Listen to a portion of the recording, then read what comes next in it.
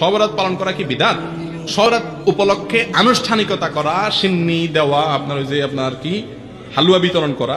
একটা জাল হাদিস বানাইছে যে নবীজি দাঁত ভাঙছে এই জন্য হালুয়া খাইছে, এই জন্য আমরা হালুয়া খাই। মানে কত বড় চিটারি আপনি চিন্তা করেন।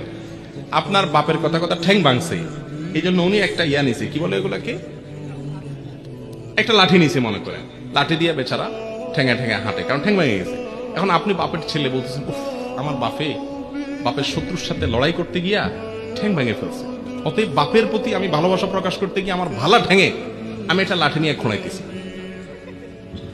বাপে ওই লাঠিটা নিয়ে মাথা দিয়ে মারবে কি মারবে না, যে বেয়াদব তুই তো আমার ভেঙাইতেছিস, ঠিক না বেঠিক? তো যদি নবীজি দাঁত ভাঙা হালুয়া খাইয়া থাকেন, তো আপনিও দাঁতটা ভাঙেন, ভাঙে হালুয়া খান। আপনি আস্ত ভালো দাঁত নিয়া সবার হাতে হালুয়া খাইতেছেন, এর চেয়ে বাটপারি আর কিছু হতে পারে?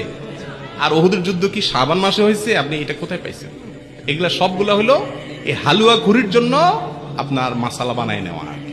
ভাইরা আমার, শবে বরাত কেন্দ্রিক রাত্রি জাগরণ, দিনে ইবাদত এবং আপনার আরো যত কাজ আছে, এগুলো কোনোটাই আসলে বিশুদ্ধ হাদিস দ্বারা প্রমাণিত। তবে হ্যাঁ, বিভিন্ন হাদিস থেকে এইটুকু বোঝা যায় এই রাতে আল্লাহ রাব্বুল আলামিন হিংসুক এবং শিরকারী ছাড়া বাকিদেরকে আলাদা সাধারণ ক্ষমা ঘোষণা করে। কথা কি বুঝতে পারছি? আর যেহেতু শাবান মাস নফল রোজা মাস, অন্য দিনের মতো ওই দিন রোজা রাখতে পারেন, কিন্তু শবে বরাত উপলক্ষে স্পেশাল